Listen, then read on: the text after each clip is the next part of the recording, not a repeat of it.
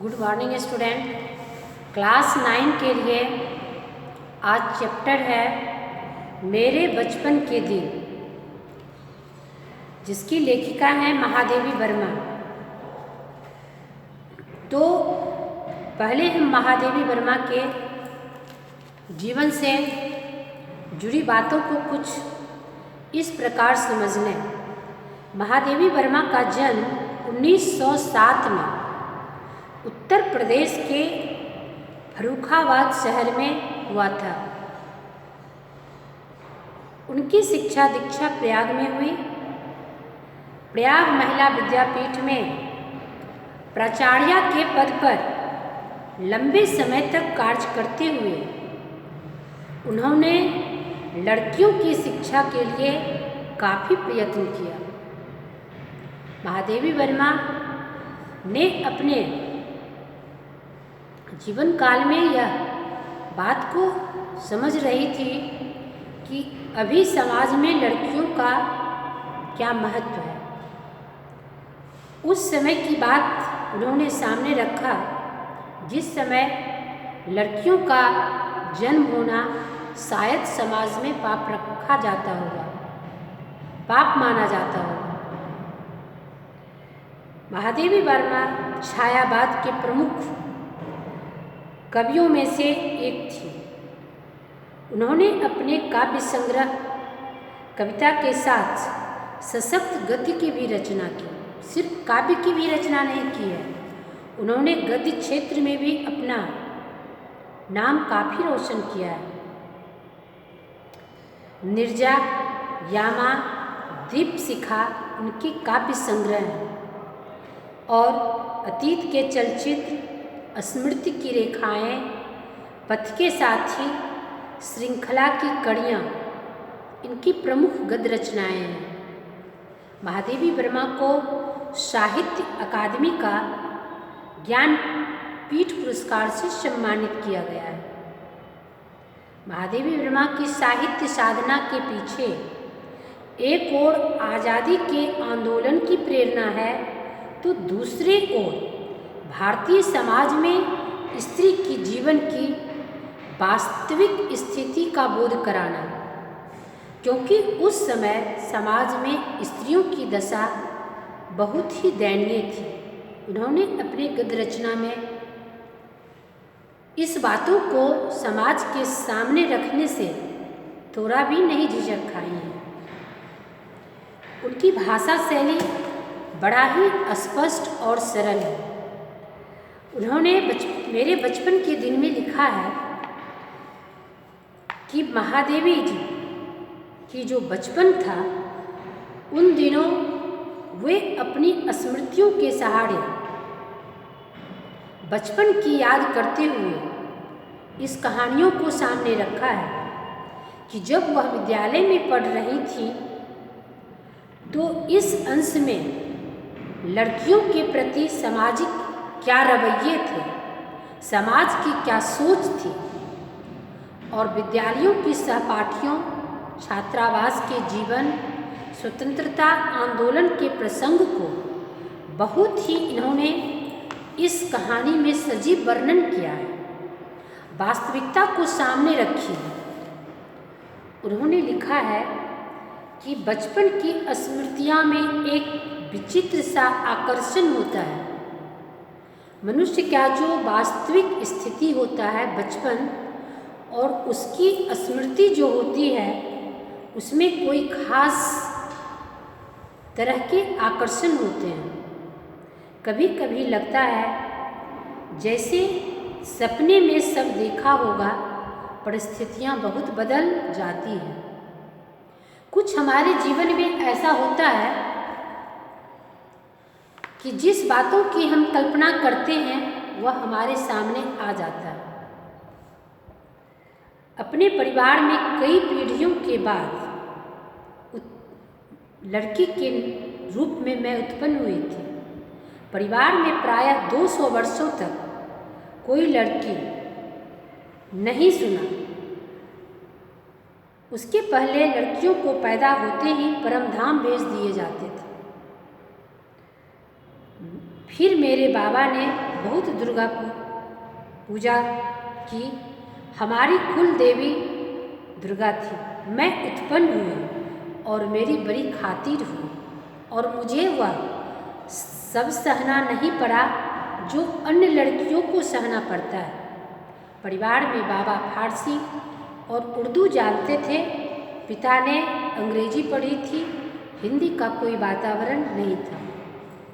उन्होंने अपने कहानी में वास्तविकता की झलक दिखाते हुए अपनी बातों को रखा है।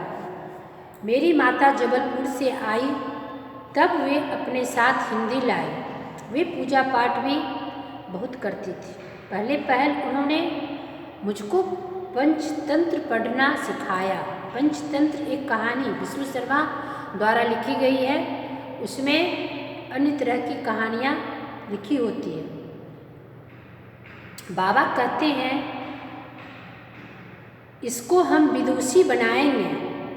विद्वान का विलोम शब्द विदुषी होती है। विदुषी का अर्थ होता है बहुत पढ़ी लिखी महिला। मेरे संबंध में उनका विचार बहुत ऊंचा रहा, इसलिए पंचतंत्र भी पढ़ा। मैंने संस्कृत भी पढ़ी। ये अवश्य चाहते थे कि उर्दू फारसी सीख लूँ, लेकिन वह मेरे बस की बात नहीं थी। लेखिका यहाँ स्पष्ट करना चाहती है कि मेरी जो रुझान थी वह माँ के सिखाए बातों में अत्यधिक थी, क्योंकि उनकी माँ जो थी वह हिंदी भाषी थी। वह जबलपुर से आई थी, इसलिए उसने अपने पुत्री को पंचतंत्र पढ़ना सिखाया और पंचतंत्र की रोचक कहानियाँ से उनका लगाव हिंदी के प्रति अधिक हो गया।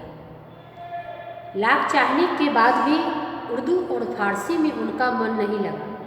हालांकि उन्होंने ये लिखा है कि मौलवी साहब मेरे घर पढ़ाने आते थे और चारपाइयों के नीचे मैं छिप जाती थी। तब पंडित जी आए संस्कृत पढ़ाने।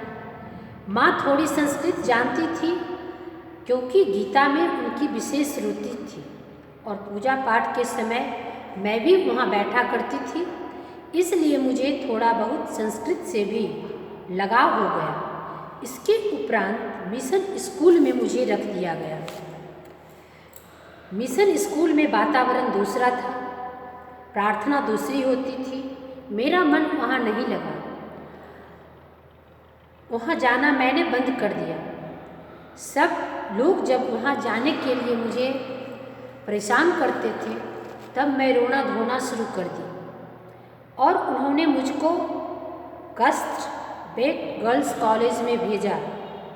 कस्टबेट गर्ल्स कॉलेज जो 5वें दर्जे में मैं वहाँ भर्ती हुई। वहाँ का वातावरण बहुत अच्छा था। उस समय हिंदू लड़कियाँ भी थीं वहाँ। उस समय उस कॉलेज में हिंदू लड़कियाँ भी थीं, ईसाई लड़कियाँ भी थीं। हम लोगों का एक ही मेस था। उस मेस में प्याज तक नहीं बनता था। यानी छात्रावास के बारे में उन्होंने लिखा है कि छात्रावास में अध्ययन काल में मेरी जो सहेलियां थीं वह ईसाई भी थीं और उस छात्रावास की विशेषता रही कि वहाँ प्याज तक भी नहीं बनते थे। वहाँ छात्रावास के हर एक कमरे में हम 4 छात्राएं रहती थीं। उनमें पहली ही साथी सुभद्रा कुमारी मिली। 7वें दर्जे में वे मुझसे 2 साल सीनियर थी। अब बताती हैं लेखिका अपने छात्रावास काल के समय में कि मुझे वहाँ सुभद्रा कुमारी चौहान से मुलाकात हो गई और उनके संसर्ग में आने पर,